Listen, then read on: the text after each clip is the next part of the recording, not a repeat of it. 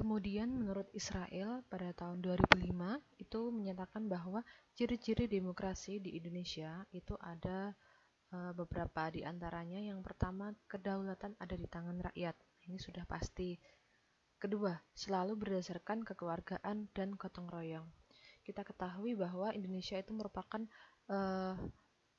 terdiri dari beberapa masyarakat yang bersifat majemuk. Dari kemajemukan itulah tercipta suatu harmonisasi di mana setiap masyarakat itu saling menerima perbedaan sehingga mereka dapat saling bergotong royong dan juga bekerja sama mengisi kekurangan dan kelebihan satu sama lain.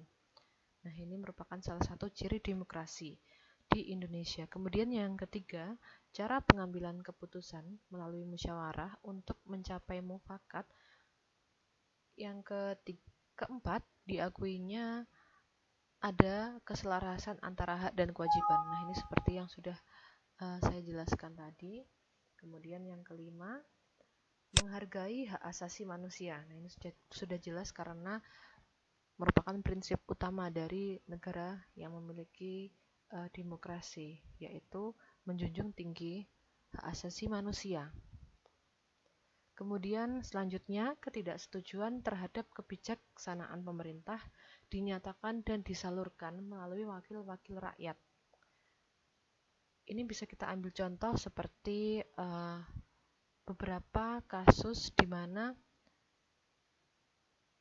ketika masyarakat tidak setuju dengan kebijakan yang akan dikeluarkan oleh pemerintah.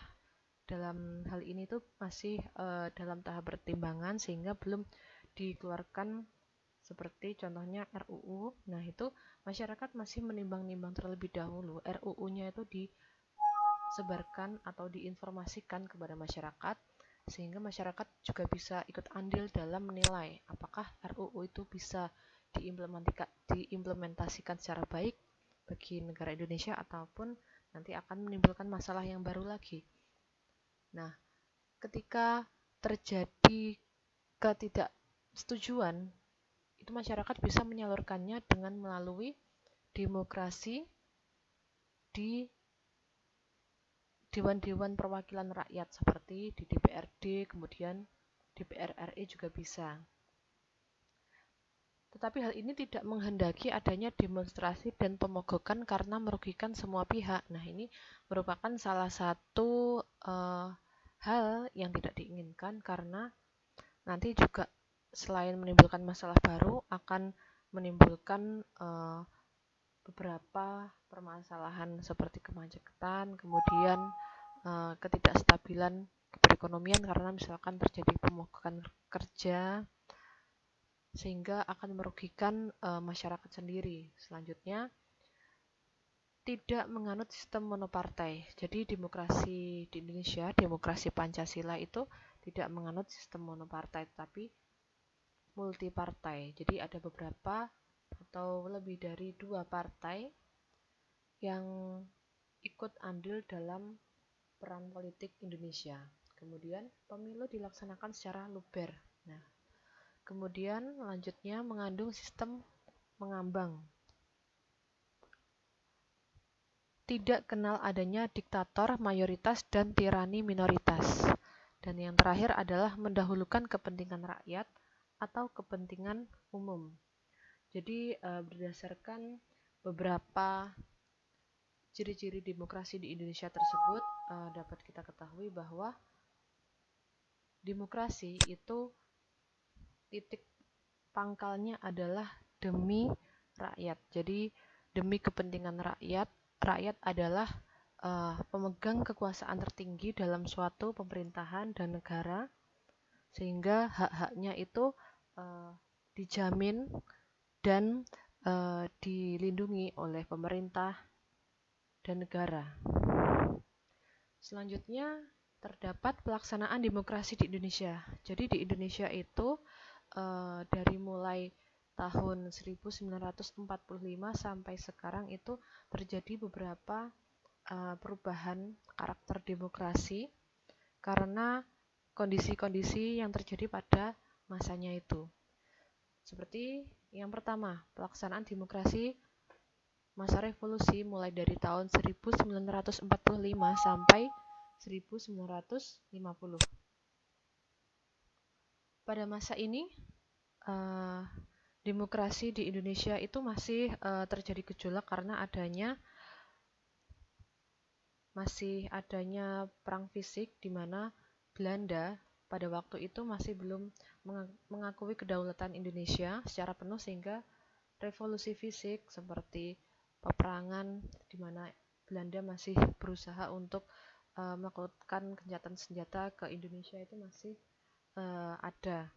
Selain revolusi fisik yang berasal dari luar negeri, itu juga ada beberapa gejolak yang timbul dari dalam negeri, seperti adanya pemberontakan PKI Madiun.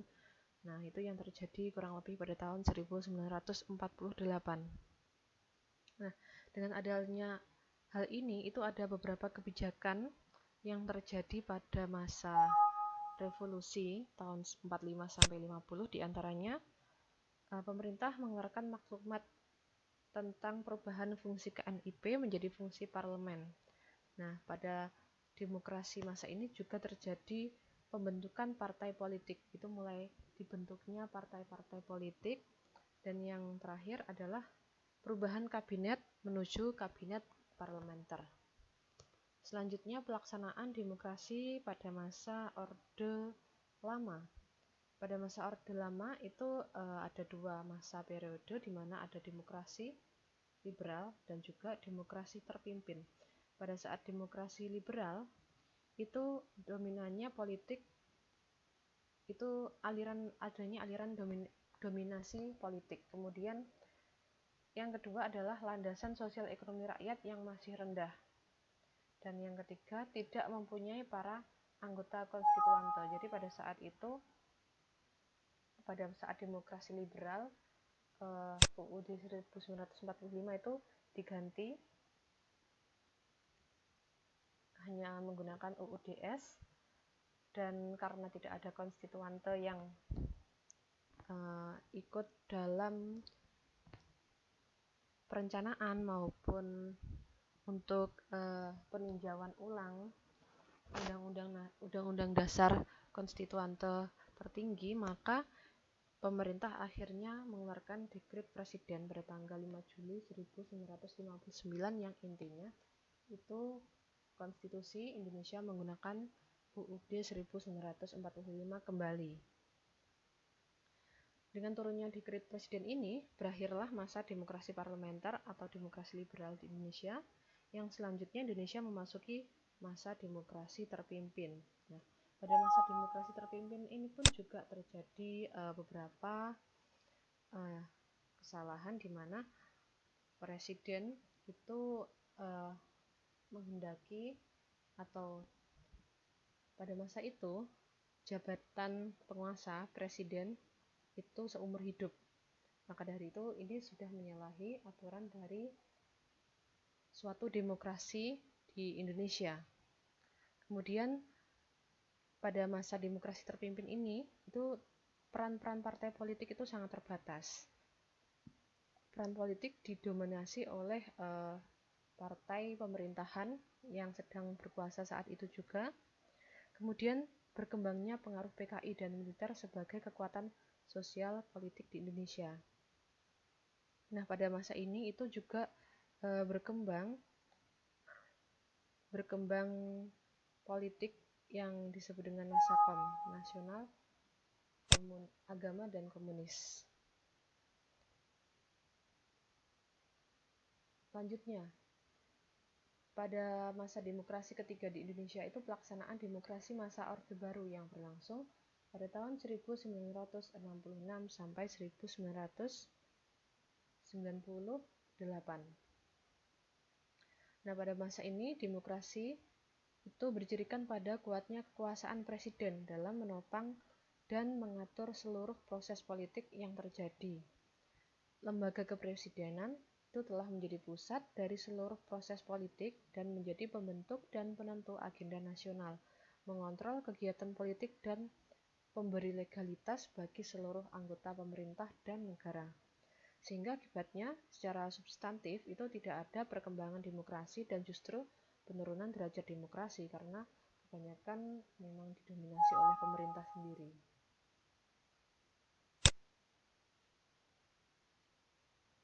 Selanjutnya pada masa yang keempat itu pelaksanaan demokrasi masa transisi, yaitu terjadi pada tahun 1998 sampai 1999. Pada masa ini itu terjadi beberapa pembangunan demokrasi, diantaranya adalah dikeluarkannya ketetapan MPR RI dalam sidang istimewa sebagai awal perubahan sistem demokrasi secara konstitusional. Kemudian adanya jaminan kebebasan pendirian partai politik ataupun organisasi kemasyarakatan secara luas. Melaksanakan pemilihan umum 1999 yang bebas dan demokratis dengan diikuti oleh banyak partai. Dan juga terbukanya kesempatan yang luas untuk warga negara dalam melaksanakan demokrasi dalam berbagai bidang, sehingga dalam masa ini itu sering disebut dengan masa euforia demokrasi. Nah, ini yang terakhir, pelaksanaan demokrasi masa reformasi tahun 1999 sampai sekarang. Pada masa ini sudah lumayan terjadi perkembangan di mana terdapat peningkatan prinsip-prinsip demokrasi yang terpenting, yaitu jaminan penegakan HAM, hak asasi manusia, yang dikeluarkan melalui Undang-Undang Nomor 39 Tahun 1999 dan Undang-Undang Nomor 26 Tahun 2000 tentang Pengadilan Hak Asasi Manusia. Jadi sudah mulai berkembang demokrasi di Indonesia karena mengutamakan HAM dan mengutamakan penjaminan pengadilan terhadap hak asasi manusia itu sendiri. Nah, selanjutnya pada masa reformasi tahun 99 sampai sekarang itu sudah terjadi sebanyak 4 kali amandemen atau revisi terhadap Undang-Undang Dasar 1945. Salah satunya yaitu yang paling krusial adalah merevisi adanya kekuasaan pemerintah yang absolut. Salah satu ciri dari demokrasi atau negara demokrasi dan negara hukum itu adalah kekuasaan pemerintah yang dibatasi. Jadi sebelumnya itu UUD 45 mengandung masa pemerintahan yang tidak terbatas. Namun karena adanya revisi atau amandemen, jadi kekuasaan para pemerintah itu dibatasi selama 2 periode dan masing-masing periode adalah 5 tahun. Jadi berdasarkan beberapa pelaksanaan demokrasi yang sudah berjalan di Indonesia selama ini itu dapat ditarik kesimpulan bahwa konsep demokrasi Pancasila itu tidak bersumber dari paham individualisme yang berkembang di Barat.